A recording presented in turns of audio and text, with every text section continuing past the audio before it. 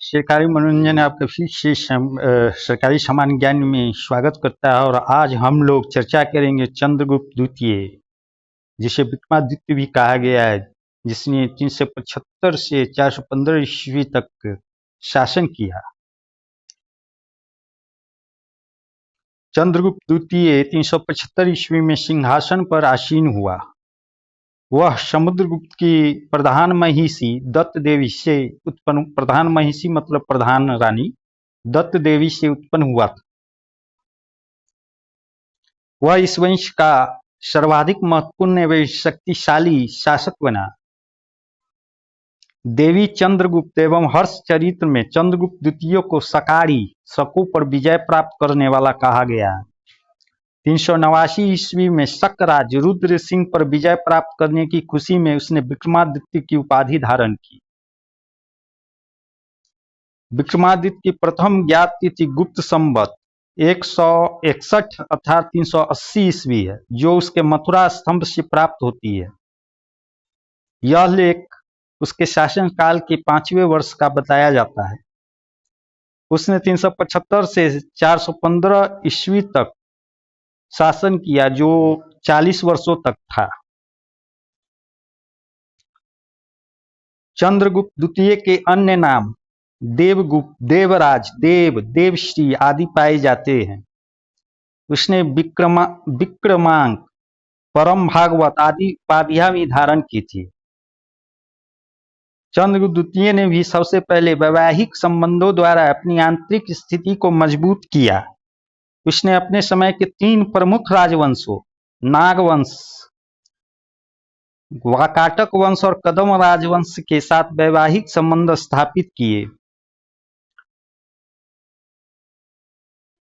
चंद्रगुप्त द्वितीय ने नाग राजकुमारी कुबेर नाग के साथ विवाह किया था।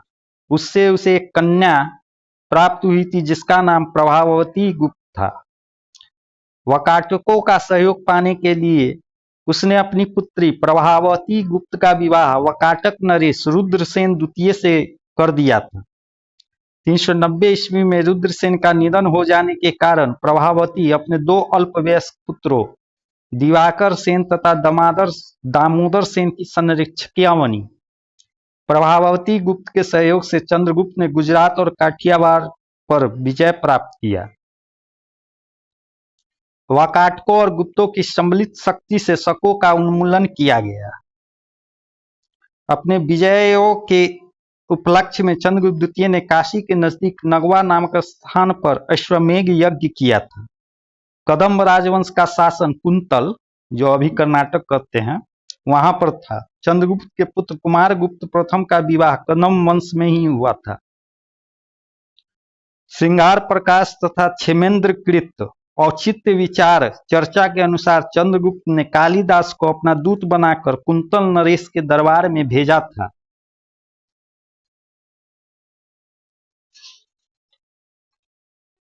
चंद्रगुप्त द्वितीय स्वयं विद्वान था। वह विद्वानों का आश्रयदाता भी था। उसके काल में पाटलिपुत्र एवं उज्जैन विद्या के प्रमुख केंद्र बन गए थे।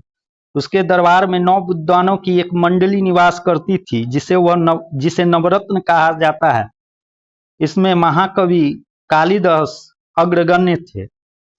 कालिदास के अलावा विक्रमादित्य के नवरत्नों में छपनक, धन्वंतरी, अमर सिंह, शंकु, बेताल भट्ट, वाराहमीर, घट्टकरपर, भरूची जैसे विद्वान शामिल थे। चंद्रगुप्त द्वितीय का संधि विग्रहिक, वीरसेन व्याकरण, न्याय, मीमांसा एवं शब्द का प्रकांड पंडित तथा एक कवि था। उज्जैनी में कवियों की परीक्षा लेने हेतु एक विद्वत परिषद थी, जिसमें कालिदास, भर्तृमेट, अमरु, भारवी, हरिश्चंद्र, चंद्रगुप्त आदि कवियों की परीक्षा ली थी।